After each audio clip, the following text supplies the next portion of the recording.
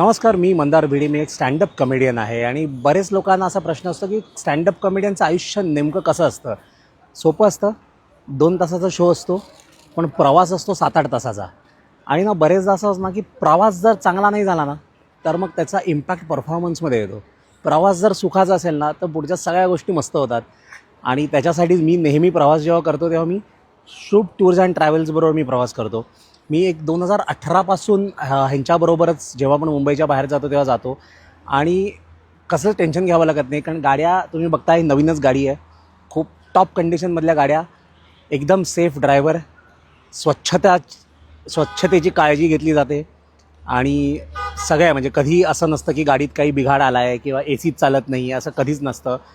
कधी कार्यक्रम उशिरापर्यंत चालतो किंवा कार्यक्रमानंतर काही कमिटमेंट्स असतात.